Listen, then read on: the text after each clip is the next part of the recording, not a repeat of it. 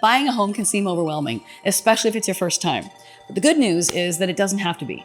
Let's walk through the process from start to finish so you know exactly what to expect when you go to purchase a home. I'm Sandy, and I've been a real estate agent in the Greater Seattle and Eastside areas since 2007.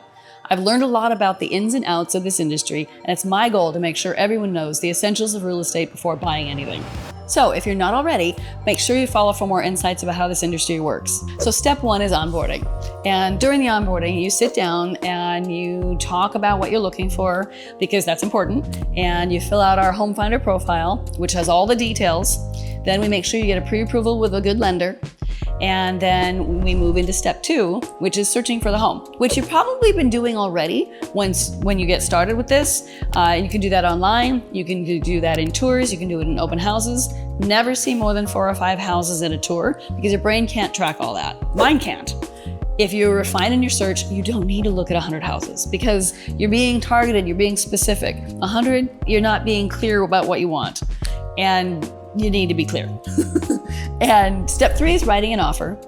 So you've chosen the home, you have the lender, so you're going to be discussing the terms of your offer. That includes price, closing date, how much you want for earnest money, how much you're wanting an inspection or contingent on financing. So those negotiations happen, and then once everybody agrees and they've signed, you're in contract. And step 4, you're in contract because all of the terms have been agreed to.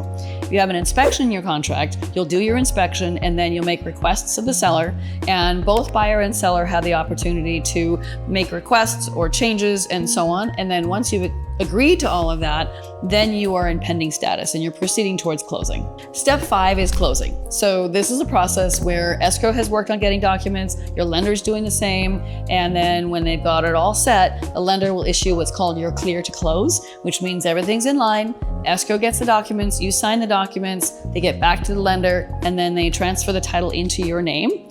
And then you have a final walkthrough that's about 5 days before closing, when this is not the time to bring in an inspector or a contractor or a carpet person or anything like that. It is only for you to see that the place is still in the same condition it was when you saw it and when you wrote the offer.